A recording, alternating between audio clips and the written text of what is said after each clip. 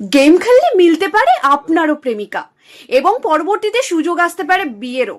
কি ভাবছেন মজার ছলে বলা হচ্ছে?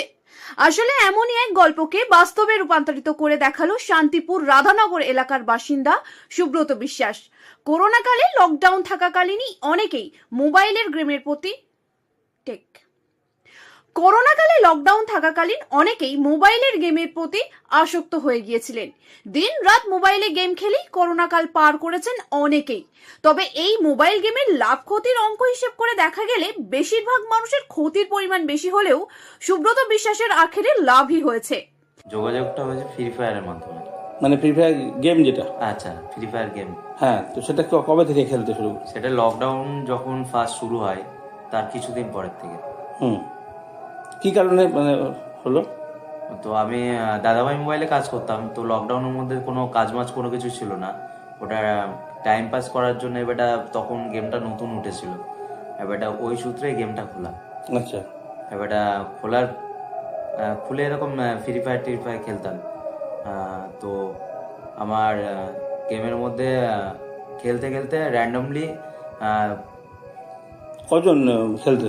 আমরা 4 জন মিলে খেলতাম। আচ্ছা, তো তার মধ্যে আমরা 4 জন খেলতে খেলতে হঠাৎ করে মানে আমার টিমে যে একটা মহিলা বা একটা মেয়ে রয়েছে সেটা আমি জানতাম না। তো যখন জানলাম তাকে আমি একটা মেসেজ করেছিলাম, মেসেজটা রিপ্লাই দিয়েছিল 2 দিন পরে।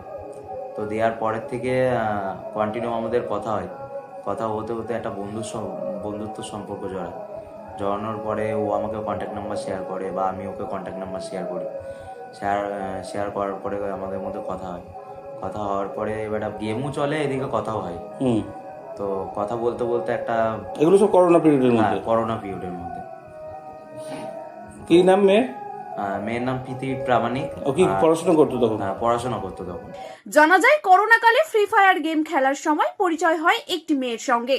তার সঙ্গে বেশ কিছুদিন গেম খেলে এবং গেম খেলার মাধ্যমে কথোপকথন শুরু হয় তাদের। এরপর সেই কথোপকথন থেকেই হয় বন্ধুত্ব এবং শেষে প্রেম, যার অন্তিম পর্যায়ে গিয়ে দাঁড়ায় বর্তমানে বিয়ে। জানা যায় সুব্রত বিশ্বাস একটি মোবাইল দোকানে কাজ করত। করোনার সময় দোকান বন্ধ থাকায় গেমেই মন দেয় তিনি এবং আলাপ হয় গার্ডেন রিচের বাসিন্দা প্রীতি প্রামাণিকের সঙ্গে। প্রীতিদের অবস্থাও আর্থিকভাবে সচ্ছল ছিল না। বাবা পেশায় ভ্যান চালক, বাড়িতে রয়েছে ছোট ভাই এবং মা। সেই সময় দ্বাদশ শ্রেণীতে পড়লেও আর্থিক অনটনের জন্য দ্বাদশ শ্রেণীর পরে আর পড়াশোনা হয়নি।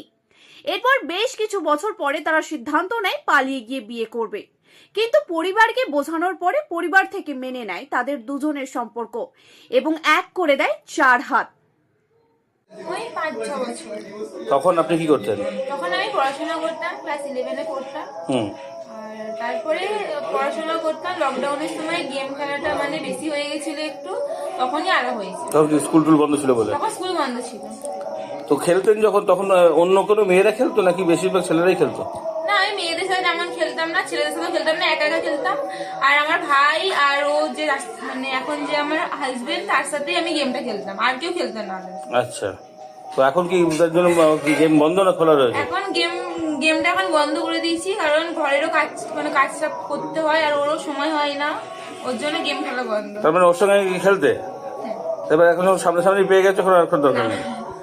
আচ্ছা, তো বাড়ি থেকে বাবা কি করেন? আমার বাবা ভ্যান চালায়। আচ্ছা, মা ভাই বোন?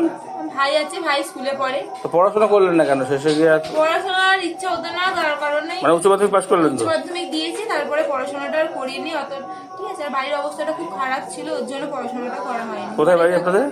আমার বাড়ি মহাকালী, কাঞ্চনতলা, কলকাতা, 18। সুব্রত এবং প্রীতি জানাচ্ছে বর্তমানে সংসার এবং কর্মব্যস্ততার চাপে আর গেম খেলা হয় না। তবে গেমের যেমন ভালো দিক রয়েছে তেমন মন্দ দিকও রয়েছে।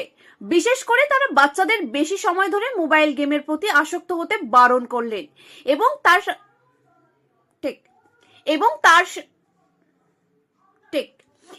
তার সাথে মজার ছলে তারা জানালেন যেসব ছেলেরা এখনো অবিবাহিত তারা একবার অবসর সময়ে গেম খেলে যাচাই করে দেখতেই পারেন।